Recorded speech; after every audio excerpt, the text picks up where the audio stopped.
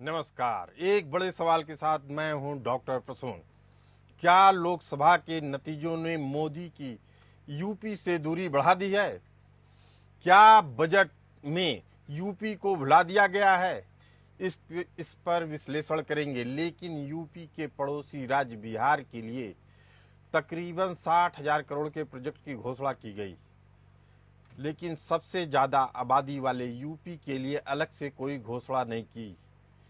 तो क्या यूपी चुनावी नतीजों का खामियाजा उठा रहा है? आपको बता दें कि उत्तर प्रदेश के लिए किसी भी नए प्रोजेक्ट का ऐलान बजट में नहीं हुआ। पुरानी योजनाओं के बजट में ही कहीं ना कहीं कमी तो कहीं बढ़ोतरी देखी गई। बजट में यूपी को कोई स्पेशल पैकेज भी नहीं मिला। जो केंद्रीय योजनाएं पहले से चली आ रही थी उन्हें ही बजट दिया गया। जानकार कहते हैं इसकी दो वजह है। पहली, बिहार में अगले साल चुनाव है। दूसरा, नीतीश कुमार की पार्टी जेडीयू एनडीए की तीसरी सबसे बड़ी पार्टी है, इसीलिए जेडीयू का पहले से दबाव था और उनकी सरकार को यानी एनडीए में जेडीयू की बात माननी पड़ी। भाजपा को इस बार लोकसभा चुनाव में यूपी से बड़ा नुकसान उठाना पड़ा। 80 सीटों वाले इस राज्य में 2019 में बीजेपी के करीब 62 सांसद थे। इस बार घटकर 33 हो गए। इसके चलते भी हो सकता है कि सरकार ने अलग से यूपी के लिए कोई घोषणा नहीं की हो। बजट पर सपा प्रमुख अखिलेश यादव ने कहा कि प्रधानमंत्री देने वाले राज्य यूपी को कुछ नहीं मिला। जब तक किसान और नौजवानों की पक्की नौकरी का इंतजाम नहीं होगा तब तक जनता को कोई बड़ा लाभ नहीं पहुंचेगा। लेकिन यह केवल आधा सच है। 1 फरवरी को पेश अंतरिम बजट और इस बजट को मिलाकर देखें तो सच्चाई एकदम अलग नजर आएगी। मोदी के यूपी को बजट से क्या मिला, अंतरिम बजट में क्या मिला, यह देखते हैं। लोकसभा चुनाव से पहले केंद्र सरकार ने 1 फरवरी को 2024-25 के लिए अंतरिम बजट पेश किया। इसमें केंद्रीय करों और शुल्कों में यूपी की हिस्सेदारी 2,18,816 करोड़ रुपए तय की गई। अब इसे बढ़ाकर 2,23,737 करोड़ रुपए कर दिया गया। केंद्र सहायता वाली योजनाओं में यूपी को केंद्र से करीब 90,000 करोड़ रुपए मिलने की व्यवस्था की गई। केंद्रीय योजनाओं में 7,000 करोड़ रुपए यूपी को मिला। विकसित भारत योजना के तहत यूपी को 14,000 करोड़ रुपए मिला। राज्यों को दी जाने वाली विशेष सहायता में यूपी को 17,939 करोड़ रुपए दिए जाने का प्रावधान किया गया। मोदी सरकार की फ्लैगशिप योजना स्वच्छ भारत मिशन का बजट 1,978 करोड़ से बढ़ाकर 4,246 करोड़ कर दिया गया।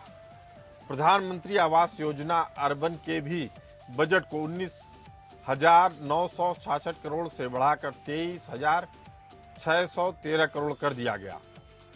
अयोध्या की बात करें तो अयोध्या में सूर्य की रोशनी से जगमगाएंगे लगभग 50,000 घर। बड़े स्तर पर अयोध्या में सोलर रूफटॉप लगाने की तैयारी हो चुकी है। 2 साल के अंदर 50,000 पीएम सूर्य घर बनाए जाएंगे। एजुकेशन सेक्टर की बात करें तो मोदी सरकार ने यूपी को भारी भरकम सौगात दी। झांसी के रानी लक्ष्मीबाई सेंट्रल एग्रीकल्चर यूनिवर्सिटी का बजट 100 करोड़ से बढ़ाकर 125 करोड़ रुपए कर दिया गया।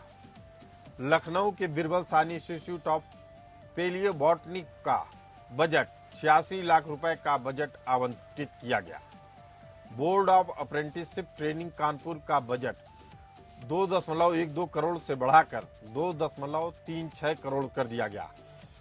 इसमें मुंबई, कोलकाता और चेन्नई के भी ट्रेनिंग सेंटर शामिल हैं।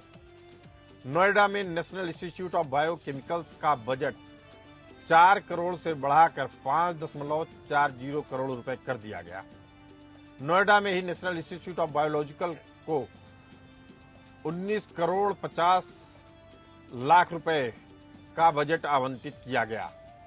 रामपुर रजा लाइब्रेरी को 10 लाख रुपए दिए जाने का भी प्रावधान किया गया। बात रेलवे की करें तो रेलवे में भी यूपी के लिए किसी बड़ी योजना का ऐलान नहीं किया गया इस बजट में। हालांकि नॉर्थ और नॉर्थ सेंट्रल रेलवे में आने वाली 2 रेल लाइनों के दोहरीकरण और एक रेल लाइन को ट्रिपल करने के लिए बजट जारी किया गया। झांसी से दतिया तक 23 किलोमीटर की लाइन पर 3 ट्रैक बनाए जाएंगे। पूर्वांचल के औड़िहार से सादत तक 19.2 किलोमीटर लाइन का दोहरीकरण किया जाएगा। 22 किलोमीटर उधौली से सुहावल तक की रेलवे लाइन को डबल किया जाएगा। आगरा मेट्रो प्रोजेक्ट के लिए 550 करोड़ रुपए का प्रावधान किया गया है। Delhi Ghaziabad Meerut regional rapid transit system project के लिए 1045 करोड़ का प्रावधान किया गया है। इस परियोजना के चलते Delhi Meerut regional rapid transit system project का बजट 1405 करोड़ से घटाकर 153 करोड़ कर दिया गया है और इन दोनों प्रोजेक्ट को एक साथ ही लागू किया जा रहा है। तो मुद्दा ये है कि क्या यूपी के साथ कोई समझौता किया गया इस बजट में या नहीं। इसी पर चर्चा करने के लिए हमारे साथ हैं डॉक्टर विजय खेरा, प्रवक्ता बीजेपी, और चंचल यादव, प्रवक्ता समाजवादी पार्टी। आप दोनों मेहमानों का बहुत बहुत स्वागत है।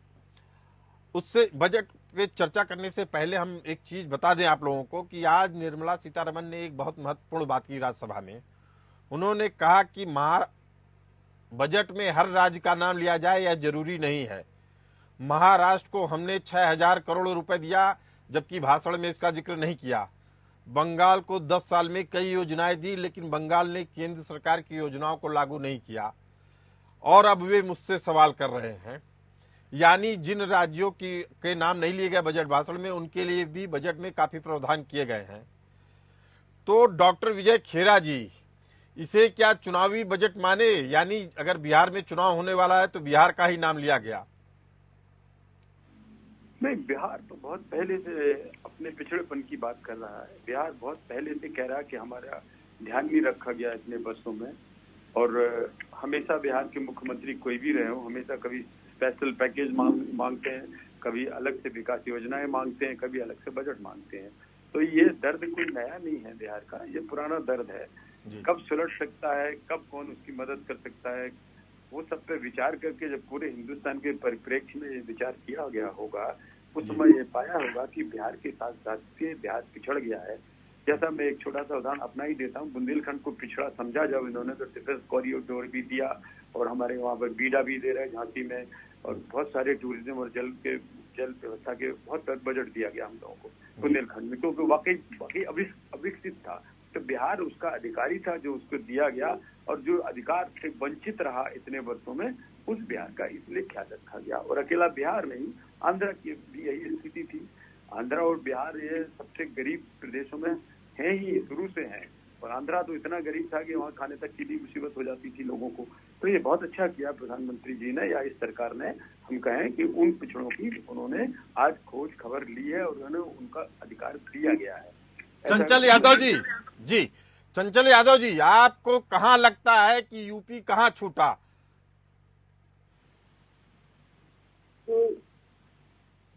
प्रदेश को लेकर के बल्कि पूरे देश की आम जनमानस में, चाहे नौजवान हो, चाहे किसान हो, किसान, चाहे अपना व्यापारी वर्ग हो, हर वर्ग को निराशा का, और मध्यम, खासकर मध्यम वर्गीय और इस वर्ग को कुछ भी नहीं मिला है। अगर आप देखें आज के समय में महंगाई के चरम पर है।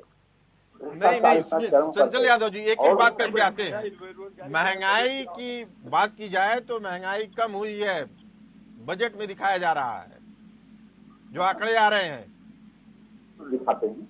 आपने भी देखा होगा, दिखाने को भी तो हमारे बीजेपी के प्रवक्ता मैं भी कल एक डिबेट में बैठा और बताया कि 2014 के पहले 1250 रुपए गैस सिलेंडर मिला करता था, तो हम 1100 में देते हैं। तो दिखाने की बात मत करिए। अभी आपकी आवाज कट रही है चंचल यादव जी। देखा होगा आज आया है, इन्होंने स्पष्ट कहा कि जो चंचल यादव जी, आपकी आवाज इंटरप्ट होके आ रही है, अभी हम दोबारा जुड़ते हैं आपसे। पहला सवाल तो यही है विजय खेरा जी कि जो विकास की गंगा बहाई जा रही है, चंचल यादव जी कह रहे हैं उसमें मध्यम वर्ग छूट गया। हेलो जी, हाँ, क्या किसान क्या मध्यम वर्ग नहीं है? क्या किसान खाली गरीबी है क्या हिंदुस्तान में? ऐसा नहीं है, मध्यम वर्ग में काफी किसान है। इसी तरीके से दूसरे मध्यम वर्ग के लिए क्या स्वास्थ्य नहीं चाहिए? स्वास्थ्य के लिए बहुत कुछ किया गया, शिक्षा के लिए बहुत कुछ किया गया, शुद्ध जल नहीं चाहिए क्या? वो भी किया गया। इनकम टैक्स में भी मध्यम वर्ग के लिए राहत दी गई है, उसको बढ़ा दिया गया है सीमा को 5 लाख से 7.5 लाख तक। तो इस तरह की बहुत सारी सुविधाएं मिली है।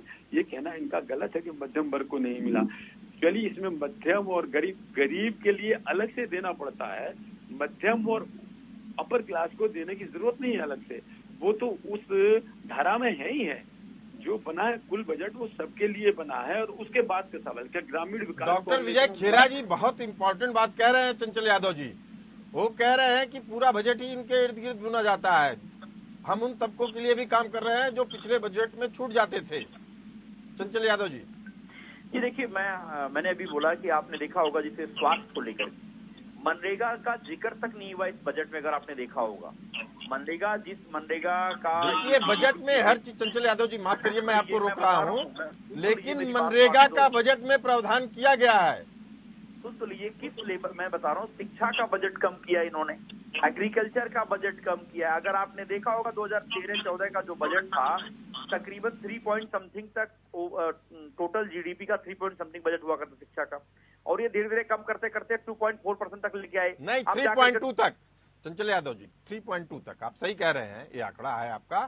लेकिन अगर उसको करोड़ में गिना जाए तो वो बजट बढ़ के आया है। करोड़ में भाई साहब, जो 10 साल पहले जो फीस हमारी 50 रुपए थी 500 रुपए हो गई है। आप कैसे आप सोच रहे हैं कि जो उस समय फीस कितनी महंगी हो गई है, बच्चों की कॉपी पेंसिल रबड़ सब कुछ जीएसटी लगा दिया प्रधानमंत्री जी ने 18 घंटे मेहनत करके। और मैं सिंपल सी बात कह रहा हूँ, स्किल इंडिया का पूरी दुनिया में ढिढोरा पीटा गया, प्रचार प्रसार बैंड बाजे के साथ किया गया। अभी आर्थिक सर्वेक्षण की जो रिपोर्ट आई है उसमें स्पष्ट कहा गया है कि 50% नौजवान जो बेरोजगार हैं हमारे स्किल्ड है ही नहीं है। तो इनका डबल स्टैंडर्ड आप देख लीजिए सामने आपके। अभी आपने देखा चंचल यादव जी, कहा गया कि 1 करोड़ युवाओं को इंटर्नशिप दी जाएगी, वो भी कहाँ 500 बड़ी कंपनियों में।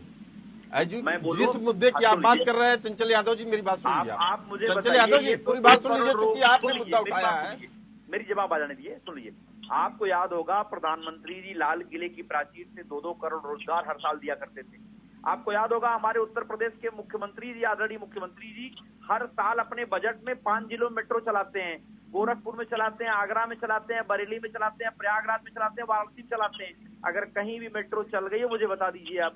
तो झांसेबाज जुमलेबाज लोग हैं। ये झूठ की नींव पर जुमलों की इमारत वाला बजट है दोस्त, आप ये समझ लीजिए। चंचल यादव जी आप एक चीज समझ लीजिए, 550 करोड़ रुपए आगरा मेट्रो को आवंटित किया गया। हमारी रिपोर्ट आपने लगता है सुना नहीं है, उसमें विस्तार से रेलवे को क्या क्या मैंने बताया कि 7 बजट आप ये भी निकाल के देख लीजिए। हर साल हमारे उत्तर प्रदेश के मुख्यमंत्री बजट पेश करते हैं। हर साल बजट में 5 जिलों में मेट्रो बनाते हैं।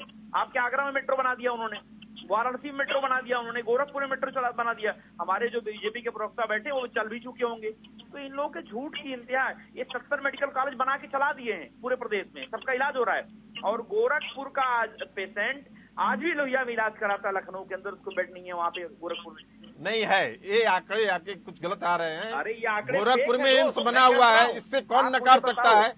नहीं, आप गोरखपुर की सुविधाओं को मानना नहीं चाहते हैं? डॉक्टर विजय खेरा जी, डॉक्टर विजय खेरा जी, चंचल यादव जी का कहना है जितनी बातें आप कहते हैं जब धरातल पे उतनी बातें दिखती नहीं है। विजय खेरा जी, चंचल यादव जी जब बोल रहे थे कुछ भी उसको हम सुधारना चाहते तो उससे पहले आप ही ने बता दिया उनको। तो मुझे तो बड़ा आश्चर्य हुआ कि आप हमसे ज्यादा जान रहे हैं। जैसे हम आगरा बोलने वाले थे आप ही ने बोल दिया मेट्रो के लिए। खैर फिलहाल मेट्रो से ज्यादा जरूरी है ग्रामीण विकास। अगर आप देखेंगे तो ग्रामीण विकास के लिए इतना हैवी बजट दिया गया है, इस बार ऐतिहासिक बजट दिया है। आवास के लिए भी दिया है, बहुत मतलब 2.5 गुना कर दिया शायद, मुझे एग्जैक्टली आंकड़े याद नहीं पता, बहुत सारा दिया है। 3 करोड़ मकान दिए जाएंगे आवास से। तो आप ये देख लीजिएगा कि हम पहले गरीबों को मकान देंगे, हम पहले वहाँ ग्रामीण सड़कों को जोड़ेंगे, उसके लिए हमने हैवी बजट दिया है। हर गांव की सड़कों को हम सड़क का जो आना जाना किसान का आसान करेंगे हम। दूसरी हमने कृषि को हैवी बजट दिया है। हमने ये भी कर दिया है कि हम जो फसलों का अनाज का मूल्य पहले से तय करेंगे और बढ़ा के देंगे और समय से देंगे। हमने ये भी उसका प्राविधान बिल्कुल अलग से कर दिया है।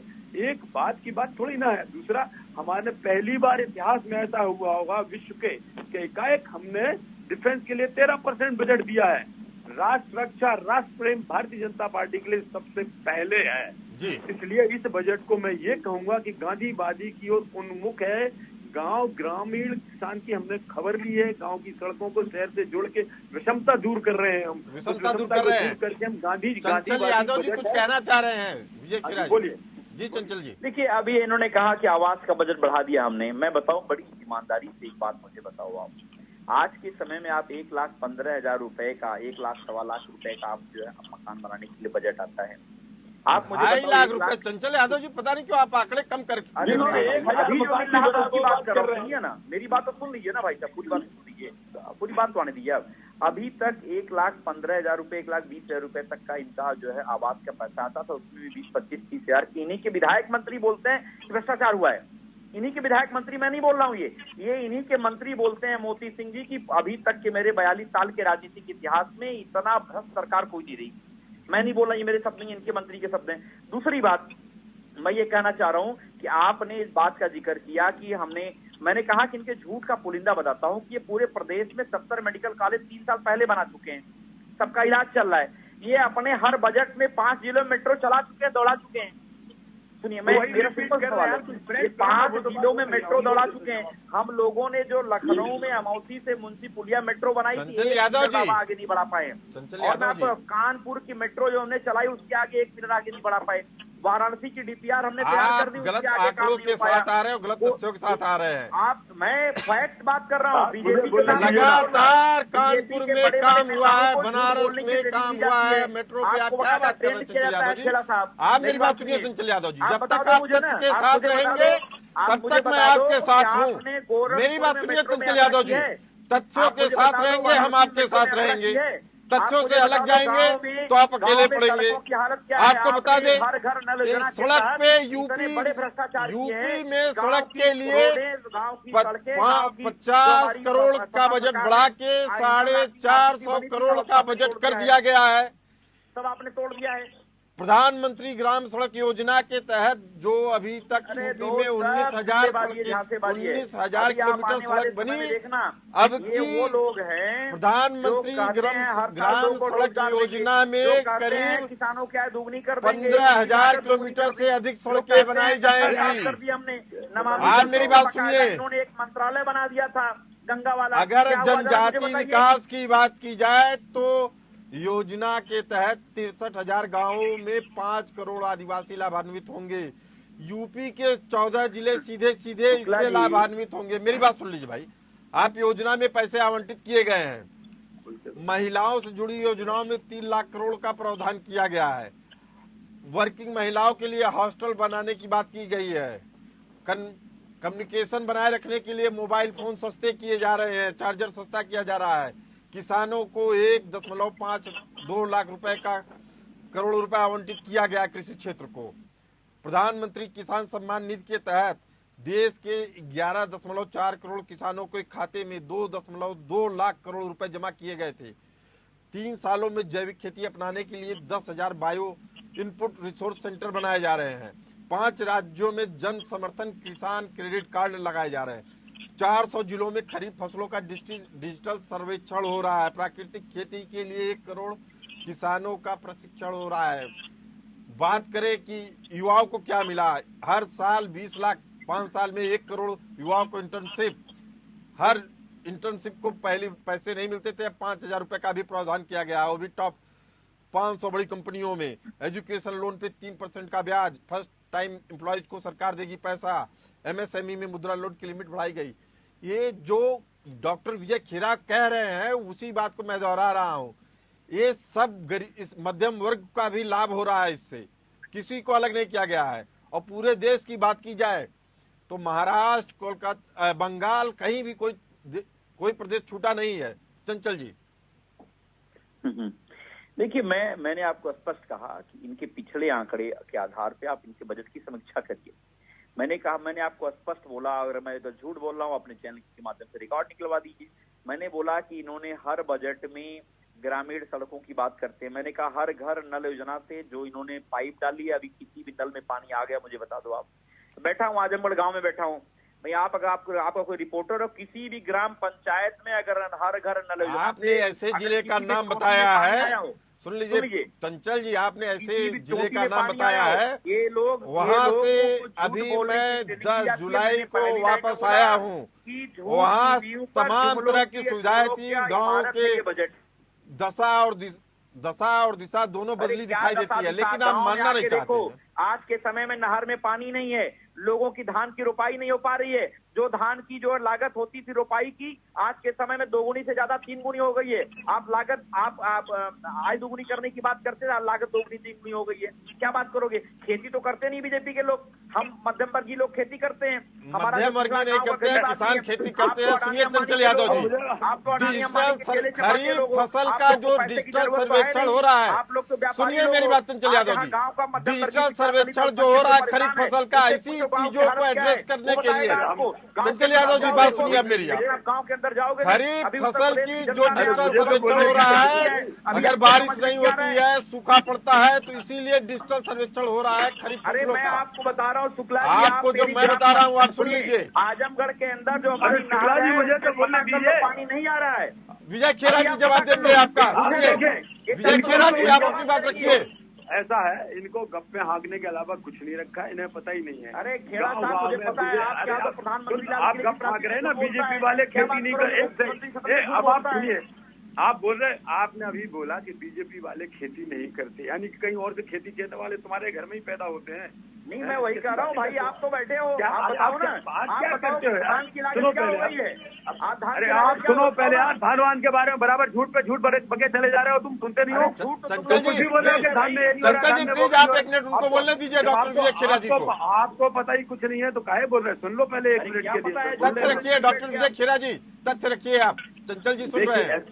ऐसा है, जब गांव में बिजली पहुंच गई है, तो बिजली से जब चलने लगी मोटरें, तो अब डीजल खर्चा कम हो गया किसान का बहुत सारा, उन्हें जरूरत नहीं पड़ती है, वो सीधा का सीधा बिजली से उठा के मोटर चलाते हैं, लिफ्ट कर लेते हैं, वो बिजली मुफ्त है।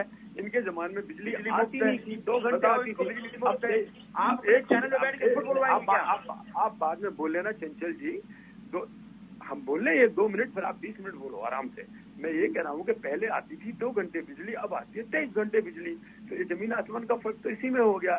दूसरे, हम सड़कों का जुड़ाव जो कर रहे हैं उसके बारे में, अभी आप स्वास्थ्य के बारे में बार बार बोल रहे हैं, आपने कभी 10,000 रुपए जिंदगी में नहीं दिए। हम असाध्य रोगों के लिए 5 लाख रुपया देते हैं, और उसमें से बूढ़ों के घुटने बदले गए, हजारों के बदले गए हैं, एक सेकंड, बच्चों के बाल बदले गए हैं, बाईपास सर्जरी हुई है, गांव में हुई है, हर जिले में हुई है। आप कुछ भी क्यों बोल रहे हो? रहा मेडिकल कॉलेज का भी आपने बोला है कि करके सुन लीजिएगा, झांसी के अंदर ही पीजी एक हॉस्पिटल इतना बड़ा खुला है, मल्टी स्पेशलिस्ट सरकारी, पहली बार बना है वो। बाकी मेडिकल कॉलेज एक दिन में नहीं खुलता, जो बन गए हैं उनमें से कुछ चालू हैं, कुछ चालू होंगे इस साल, कुछ अगले साल चालू होंगे। तो आप कुछ भी मत बोलिएगा। डॉक्टर विजय खेरा जी, चंचल यादव जी का केवल इतना कहना था, मेरा नहीं, मेरा जवाब ले लीजिए। इन्होंने एक बात कही, 30 सेकंड में चाहता हूँ, समय की कमी है चंचल जी। गाँव में बिजली, क्या कहना था? बिजली से लोग क्या कहना था? ये क्या बोल रहे थे? शुक्ला जी आप बोलिए, तो बोलते रहेंगे, नहीं चुप होंगे आप। क्या बोल? मैं कह रहा था चंचल यादव जी की जो मुख्य चिंता है कि आपकी जो योजनाएं हैं वो जमीनी स्तर पे उस तरीके से नहीं दिखाई देती हैं जिस तरीके का आप लोग दावा करते हैं। समय की कमी के कारण इस चर्चा को यही विराम देते हैं। आप दोनों मेहमान हमारे साथ जुड़े रहे, आप दोनों का बहुत बहुत धन्यवाद। चलते रहिए APN न्यूज के साथ।